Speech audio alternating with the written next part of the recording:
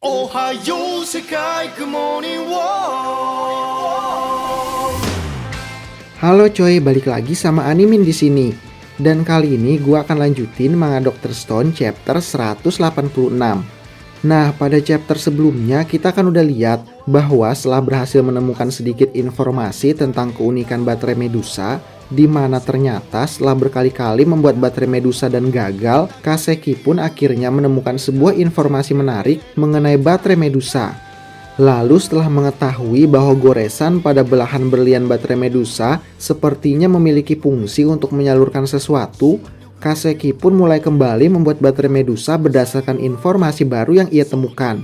Dan selain itu, sambil menunggu Kaseki membuat baterai Medusa baru, Suika dan Francois pun ditugaskan untuk pergi menjauh dari area pertempuran untuk bersembunyi di tempat yang jauh di luar dari jangkauan Medusa.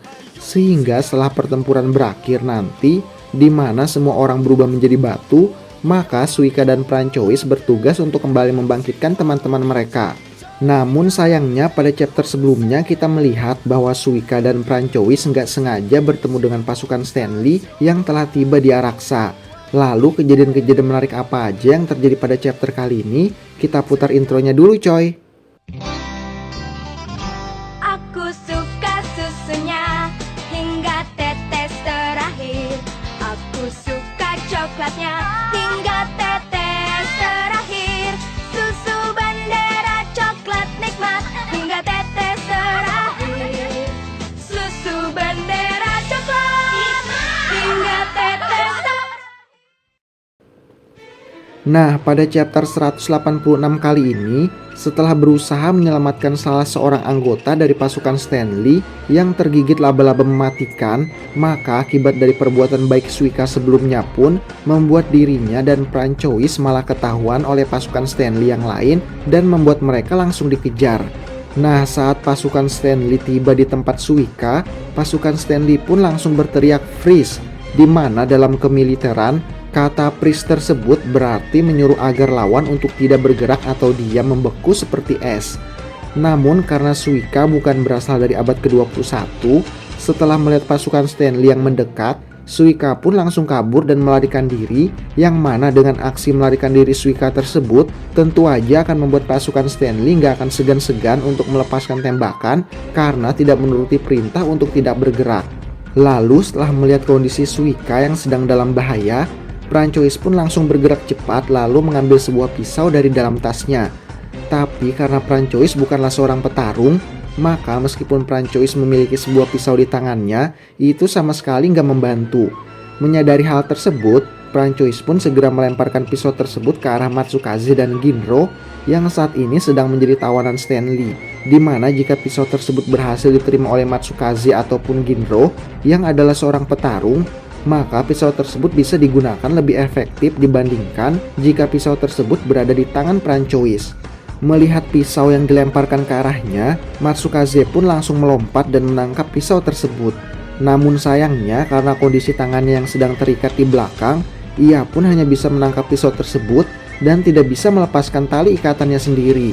Menyadari bahwa Matsukaze tidak bisa memotong ikatannya sendiri meskipun ia sudah memegang pisau, Matsukaze pun memutuskan untuk melepaskan ikatan Ginro terlebih dahulu dan berharap agar Ginro dapat melakukan sesuatu.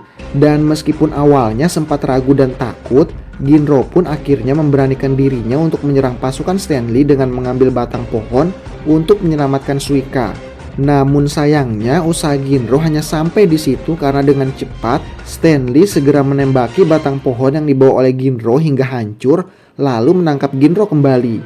Lalu setelah melihat kejadian tersebut, Francois yang masih bersembunyi di balik rerumputan pun menyadari bahwa saat terjadi kekacauan saat dirinya melemparkan pisau ke arah Matsukaze dan Ginro hingga membuat ikatan Ginro dapat terlepas, Francois menyadari bahwa Stanley yang sangat kuat dan terampil yang bisa dengan cepat menembak Ginro saat itu hanya terlihat diam dan tidak mengambil tindakan.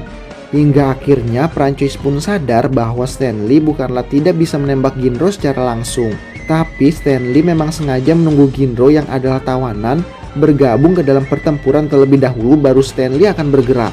Prancois pun menyadari bahwa Matsukaze dan Ginro pun hanya ditangkap dan diikat tanpa disakiti karena mereka adalah tawanan perang yang diperlakukan dengan peraturan yang berlaku. Yang itu berarti Stanley dan pasukannya bukanlah orang-orang pembunuh berdarah dingin, melainkan mereka semua adalah prajurit terlatih.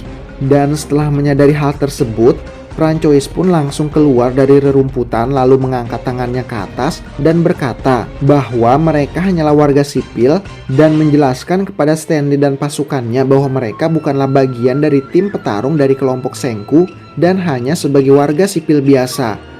Bahkan untuk membuktikan perkataannya, Prancois bersedia diperiksa jika Stanley ingin memeriksa seluruh barang bawaannya. Dan setelah menjelaskan semuanya kepada Stanley, Stanley pun menghentikan serangan dan berkata bahwa ia tidak akan membunuh mereka jika perkataan yang diucapkan oleh Prancois tersebut adalah benar.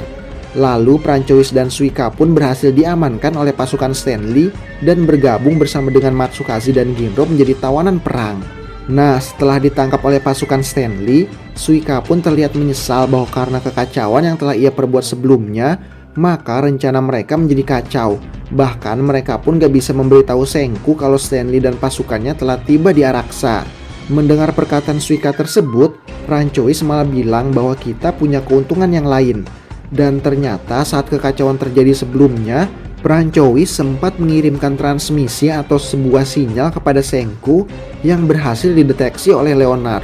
Tapi isi pesan tersebut sebenarnya bukanlah ditujukan untuk Senku. Tapi isi pesan yang dikirim dengan kode Morse tersebut dikirimkan Prancois ke markas yang berada di Amerika Serikat atau Kota Jagung. Di mana menurut perkataan Prancois, jika Leonard ataupun Stanley penasaran dengan isi pesan tersebut, isi pesan tersebut adalah informasi yang memberitahu orang-orang di Kota Jagung bahwa kami, yaitu kelompok Sains Senku, terbagi menjadi 2 tim. Tapi meskipun Leonard atau Stanley berhasil mengetahui isi pesan yang dikirimkan oleh Prancois dan berhasil membuktikan bahwa perkataan Prancois barusan benar, tapi maksud sebenarnya dari pesan yang dikirimkan oleh Prancois tersebut bukan hanya untuk memberikan informasi kepada orang-orang yang berada di Kota Jagung. Tapi di balik pesan tersebut, Prancois juga berhasil memberi sedikit informasi kepada Senku. Di mana setelah Prancois mengirimkan pesan ke Kota Jagung, maka itu artinya Prancois juga harus mengaktifkan perangkat radio mereka untuk bisa mengirimkan pesan. Yang itu berarti Senku pun dapat mendeteksi keberadaan Prancois dan Suika saat ini karena komunikasi radio yang dimiliki oleh Prancois sedang aktif, yang tentu aja membuat teman-teman mereka yang saat ini berada di benteng pertahanan bertanya-tanya mengenai maksud dan tujuan Prancois mengaktifkan komunikasi radionya. Karena pada chapter sebelumnya Senku bahkan dengan terang-terangan bilang bahwa mereka tidak akan saling berkomunikasi satu sama lain lagi menggunakan perangkat radio mereka karena akan dengan mudah memberitahu posisi mereka pada musuh. Melihat hal tersebut, tentu aja Senku seorang jenius menyadari bahwa kemungkinan besar Prancois mengaktifkan perangkat komunikasi radionya adalah karena mereka sedang bentrok dengan pasukan Stanley. Dan besar kemungkinan saat ini Prancois dan Suika pun telah tertangkap oleh pasukan Stanley. Namun berkat komunikasi radio yang sebelumnya berhasil diaktifkan oleh Prancois, maka Senku pun berhasil mengetahui posisi keberadaan Stanley dan pasukannya saat ini. Berkat bantuan dari Chelsea yang dengan cepat membuat peta topografinya dan memperhitungkan waktu dan arah tujuan pergerakan Prancois dan Suika sebelumnya, hingga akhirnya menemukan lokasi keberadaan Stanley saat ini. Lalu dengan diketahuinya keberadaan Stanley dan pasukannya saat ini, apa yang akan dilakukan oleh Senku berikutnya? Mengingat bahwa mereka masih belum bisa mengaktifkan Medusa. Kita lanjut ke chapter selanjutnya aja ya coy. Nah itu dia coy manga Dr. Stone chapter 186. Terima kasih sudah menonton video kali ini. Jangan lupa like, komen, dan subscribe. ありがとう